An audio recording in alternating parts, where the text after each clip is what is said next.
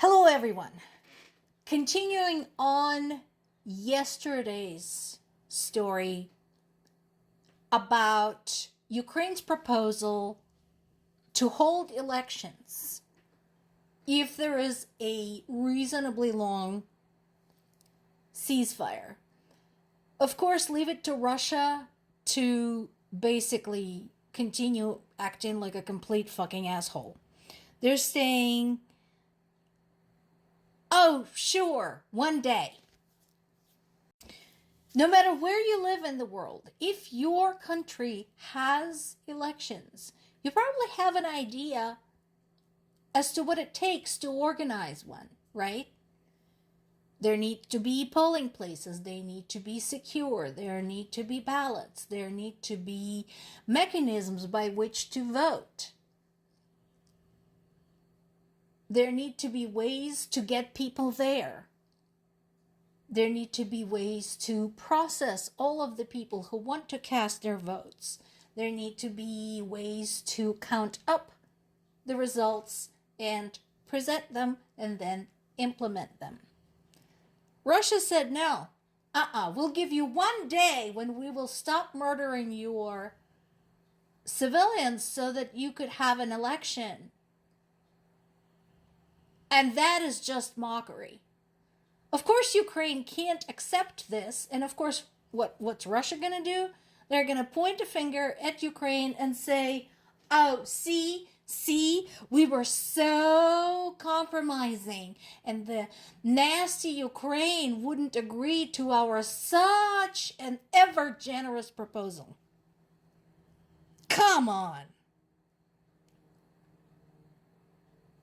And this is at the time when, again, Russian government continues to blame Ukraine for failing to have elections, even though it is not legal in Ukraine to have elections during the time of war because there is martial law in effect. And Ukraine did not start this war. Russia did. To add insult to injury, Russia proposed that UN governs Ukraine. I'm sorry, which UN is that? Is that the UN that still has Russia as the member of the Security Council? That UN? Or UN that has Russia still as the member of the UN?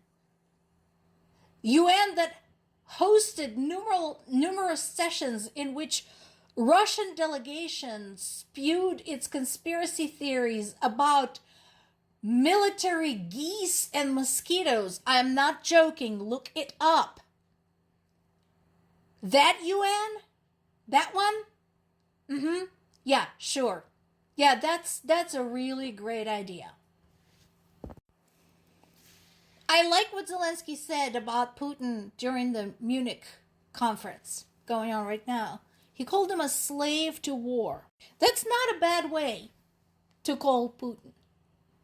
Because if you look through the entire time, the decades that Putin has been in power, look at all of the military conflicts and unrest that he had initiated.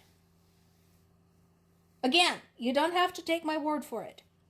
And in this particular case, with Ukraine, he bit off more than he can chew.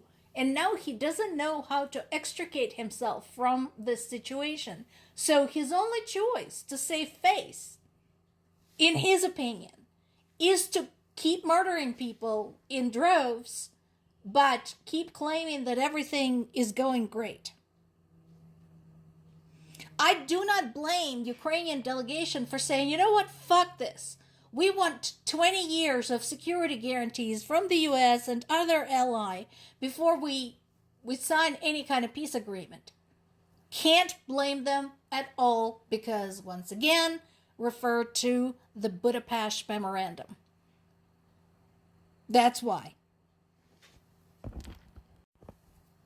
And Zelensky had reiterated the same thing that a lot of us have been saying, that Ukrainian people didn't choose to be heroes.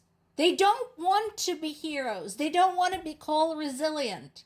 They don't want to be called indomitable. They just want to lead normal lives in their own country, speaking their own language, and be left the fuck alone in deciding their political, economic, and military future. They want this abusive ex called Russia to just leave and leave Ukraine alone. Now, Zelensky did talk to Marco Rubio and spoke on the phone with Witkoff and Kushner, who still have yet to finish their diplomatic mission, truly finished diplomatic mission, by going to Ukraine, having been to Moscow multiple times and posted pictures of what they ate there. UK's Keir Starmer is trying to breach the massive gap left between UK and Europe after Brexit. And he's right to do so because, again, this problem, the problem of Russia, the problem of security, is everyone's problem. This is where everybody needs to stand together. I don't know whether there is any chance, any possibility of UK becoming part of the European Union ever again. I don't know. That is their, legal matters. But they definitely have some repairing to do. And yes, Russia is suffering great losses in Ukraine. Over the last 2 months, it's been 65,000 soldiers.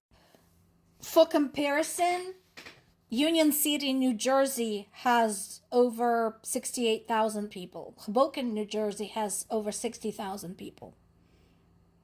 So they lost Union City's roughly worth of population in 2 months.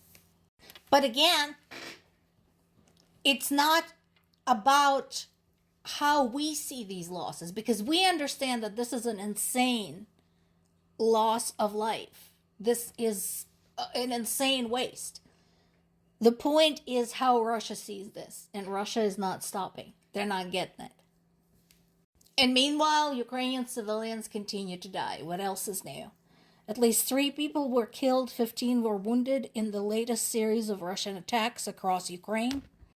And all of this, let's not forget, is happening in the middle of the energy crisis. As of yesterday, every single major Ukrainian power station and electricity distribution system has been damaged. So these losses are on top of the energy crisis.